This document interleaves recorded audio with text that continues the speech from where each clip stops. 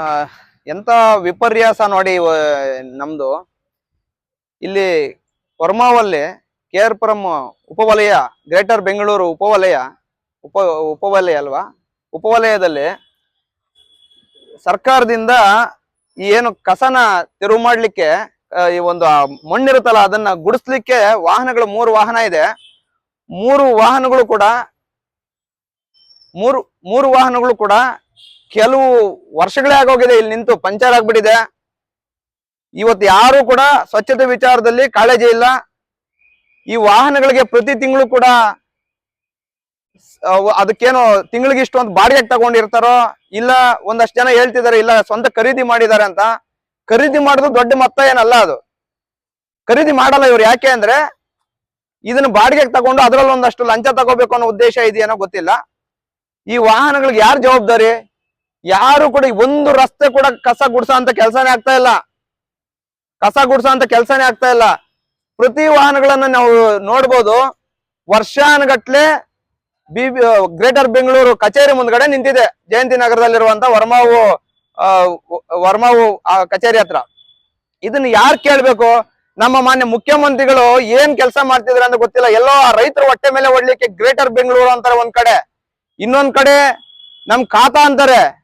ಖಾತಾನೂ ಸರಿ ಇಲ್ಲ, ಯಾವ್ದೂ ಸರಿ ಇಲ್ಲ. ಇಲ್ಲಿ ಇದ್ರ ಬಗ್ಗೆ ಯಾರು ಕೇಳೋ ಅಂತವರು? ಇಲ್ಲಿನ ಏನಾಗಿದ್ದಾರೆ? ಇಲ್ಲಿನ ಜಾಯಿಂಟ್ ಕಮಿಷನರು, ಇಲ್ಲಿನ ಯಾರು ಆರೋಗ್ಯ ಅಧಿಕಾರಿಗಳು, ಇಲ್ಲಿ AWಗಳು, AIಗಳು ಏನ್ ಮಾಡ್ತಿದ್ದಾರೆ? ಇವತ್ತು ನಾವು ಕರವೇ ಸಿಂಹ ಸೈನ್ಯ ಕಡೆಯಿಂದ ಇವತ್ತು ಸ್ವಚ್ಛತೆ ಕಡೆ ಸುಮಾರು 16 ದಿನದಿಂದ ನಾವು ಕಸ ತೆರವು ಮಾಡುವಂತ ಕೆಲಸ ಮಾಡ್ತಾ ಇದೀವಿ. ಇಲ್ಲಿ ಈ ವಾಹನಗಳಲ್ಲಿ ಸರಿಯಾದ ರೀತಿಯಲ್ಲಿ ಕೆಲಸ ಮಾಡಿದಿದ್ರೆ ಇವತ್ತು ಇಂಥ ಪರಿಸ್ಥಿತಿ ಬರ್ತಾ ಇತ್ತಾ?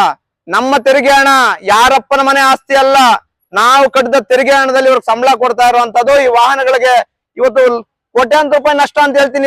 ಇದರಿಂದ ಪ್ರತಿ ತಿಂಗಳು ಅವ್ರಿಗೇನು ಈ ವಾಹನಕ್ಕೆ ಬಾಡಿಗೆ ಕೊಡ್ತಾ ಇದ್ರೆ ಯಾರ್ ದುಡ್ಡಲ್ಲಿ ಕೊಡ್ತಾ ಇದ್ದೀರಿ? ನಿಂತಿರೋ ಗಾಡಿಗಳಿಗೆ ಬಾಡಿಗೆ ಕೊಡ್ತಾ ಇದ್ದೀರಾ? ಇಲ್ಲ ಇದಕ್ಕೆ ರಿಪೇರಿ ಮಾಡ್ಸಕ್ಕೆ ನಿಮ್ಗೆ ಯೋಗ್ಯತೆ ಇಲ್ವಾ?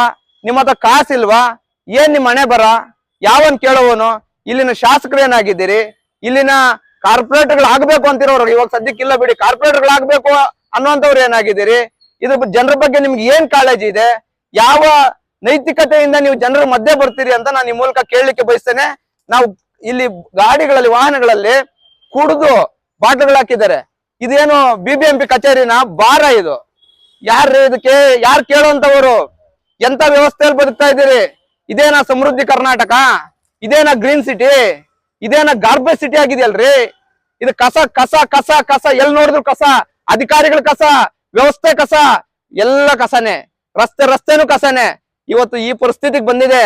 ಯಾವೊಬ್ಬ ಪಕ್ಷದಲ್ಲೂ ಯಾವೊಬ್ಬ ಅಧಿಕಾರಿ ಕೂಡ ಯಾವೊಬ್ಬ ರಾಜಕಾರಣಿ ಕೂಡ ಇದ್ರ ಬಗ್ಗೆ ಕೇಳುವಂತವನಿಲ್ಲ. ಜನ ಏನ್ ಮಾಡ್ಬೇಕು? ಇವತ್ತು ದೇಶದಲ್ಲಿ ತೆರಿಗೆ ಕಟ್ಟೋದ್ರಲ್ಲಿ ಎರಡನೇ ಸ್ಥಾನದಲ್ಲಿ ನಾವಿದ್ದೀವಿ. ನಾವು ಕಟ್ಟಿದ ತೆರಿಗೆ ಹಣ ಎಲ್ಲಿ ಹೋಗ್ತಾ ಇದೆ? ಜನರಿಗೆ ಸರಿಯಾದ ರೀತಿಯಲ್ಲಿ ಬಳಕೆ ಆಗ್ತಾ ಇದೆಯಾ? ನಾವು ಬನ್ನಿ, ಹಂಗೆ ನಾವು ತೋರಿಸ್ತೀನಿ. ಈಗ ಬಿಯರ್ ಬಾಟ್ಲ್ಗಳನ್ನ ತೋರಿಸ್ತೀನಿ, ಬನ್ನಿ. ಬೇಡ,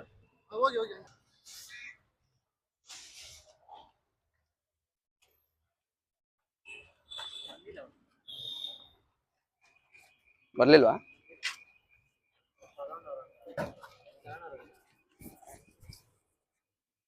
ನೋಡಿ ಸ್ನೇಹಿತರೆ, ಸರ್ಕಾರಿ ಕಸ ಹೊಡೆಯುವಂತ ವಾಹನದಲ್ಲಿ ಬಿಯರ್ ಬಾಟ್ಲುಗಳು ಹಿಡ್ಕಪ್ಪ, ಬಿಯರ್ ಬಾಟ್ಲುಗಳು ಹಿಡ್ಕೋ. ಇಲ್ಲಿ ಅಧಿಕಾರಿಗಳು ಏನ್ ಕತ್ತೆ ಮೇಯಿಸ್ತಾ ಇದಾರ?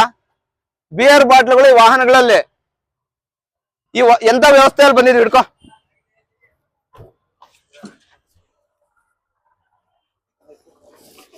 ತಗೋಪ್ಪ,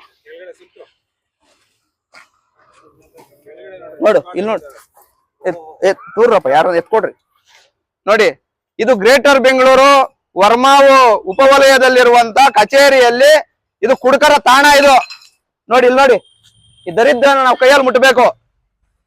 ಈ ದರಿದ್ರ ಇದು ಇಲ್ಲಿನ ಅಧಿಕಾರಿಗಳು ಏನ್ ಕತ್ತೆ ಮೇಯಿಸ್ತಿದ್ರ ರೇ?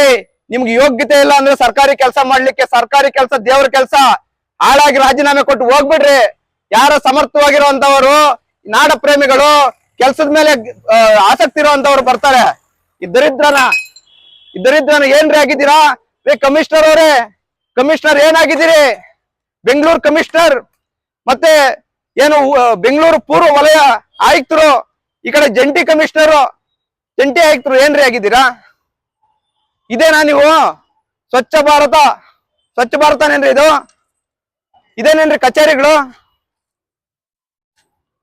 ಭೂಮಿ ಒಳಗಡೆ ಹೋಗ್ಬಿಟ್ಟಿದೆ. ಇಲ್ಲಿ ನೋಡಿ, ಭೂಮಿ ಒಳಗಡೆ ಅರ್ಧ ಮುಕ್ಕಾಲ್ ಅಡಿ ಭೂಮಿ ಒಳಗಡೆ ಹೋಗಿದೆ. ಯಾರಪ್ಪನ ಮನೆ ಆಸ್ತಿ ಇದು? ನಮ್ಮ ತೆರಿಗೆ ದುಡ್ಡಲ್ಲಿ ತಂದಿರುವಂತ ವಾಹನಗಳು.